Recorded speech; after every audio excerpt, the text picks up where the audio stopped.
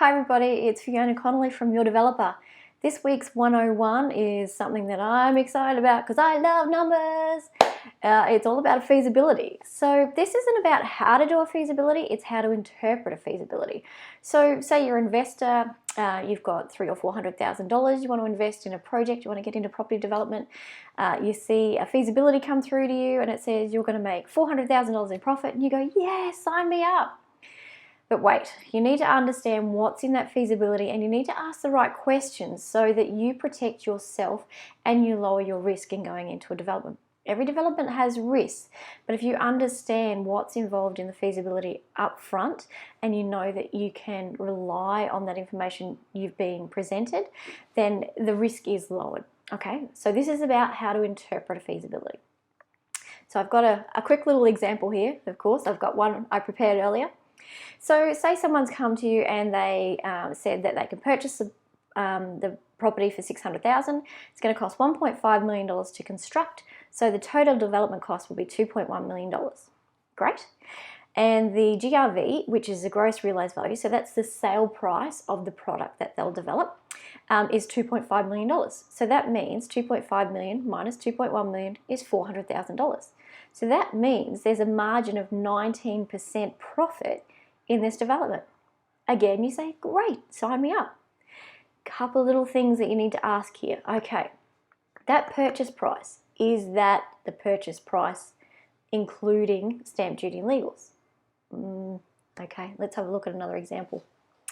So this is another one I prepared earlier. So that purchase price, when we went to the project manager or the developer and we said, okay, does that project purchase price, does that include stamp duty and legals? And they went, oh, hang on, no, we forgot to add them in. Okay, so we add stamp duty and legals in, $25,000. So now it's $625,000 for the purchase price.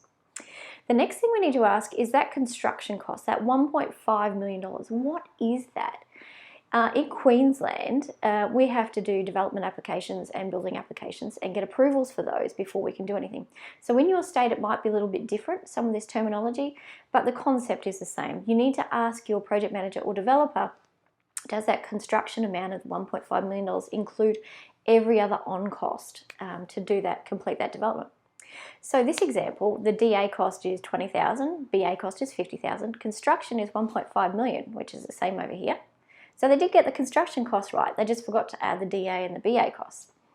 The other things in here are the council costs and other costs. So other costs are financing, selling, cleaning, any other extra engineering, civil works, anything else that needs to happen that isn't in that construction cost. And also the more important one is GST. Everything that we produce new has GST on it. So it does have to have a GST component on it. So make sure the GST is included in there because that could make a difference in a project. So now if we go down through the list, we've got our purchase price, we've got our stamp duty, we've got our DA, BA, construction, council, other, GST. Our total development cost is now $2.49 million. So the total development cost before was 2.1, now it's 2.49. That would be a bit of a red flag. The GRV is still the same, 2.5 million. However, the profit now is only $10,000, so the margin is only 0.4%. At this point, I'd be going, whoa, this is a bit too much of a risk for me. Thank you, but I'll wait for the next project to come along. So that's how you need to deconstruct a feasibility and understand what's inside it. So some key things here. So when you're looking at feasibility, make sure you ask these questions of your project manager or developer. Stamp duty and legal costs, are they included? If not, please add them.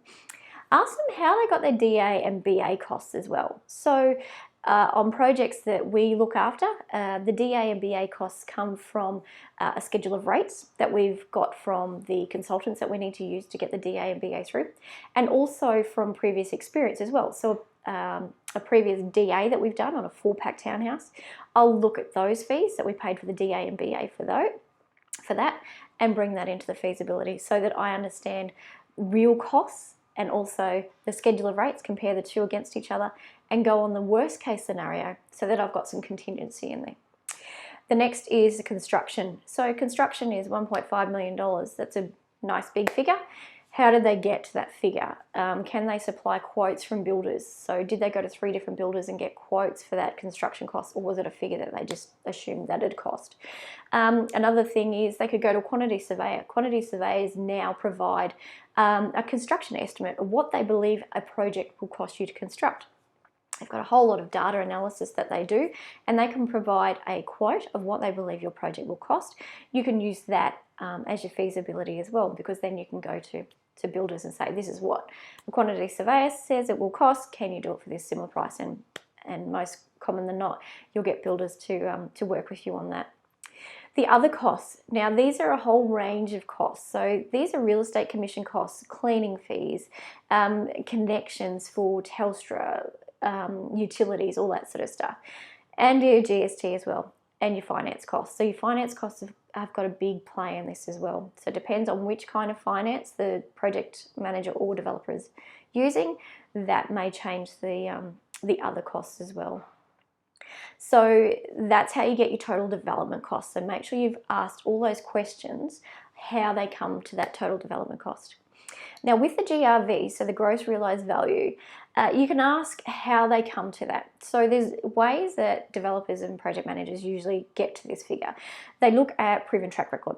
So you would have heard me talk about proven track record before. So they would have comparable sales for the similar or same product in the same market.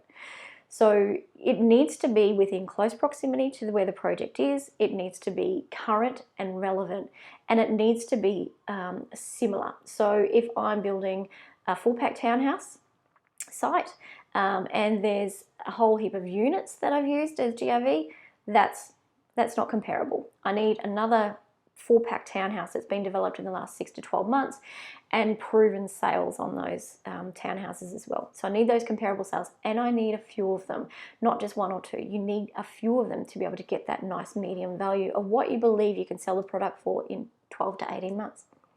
The other thing is agent appraisal. So agents will provide an appraisal to you. So they'll go and do the same thing. They'll do comparable sales, and they'll let you know, I believe this product will sell at this price in 12 to 18 months' time. So if you can provide that information, or if you can get that information from your project manager or developer, then you've got a little bit more reassurance that that GRV is a realistic figure, and it's not just a figure that they plucked out of their head. So I hope that helps. Make sure when you're looking at feasibilities, you really understand the numbers. Numbers are crucial in making an informed decision and a reasonable decision on how you're going to invest your money. If you have any doubts, ask the question of the person that's putting out the proposal. Ask them those extra questions. How did you get to your figures? Can you show any evidence of how you've got to those figures?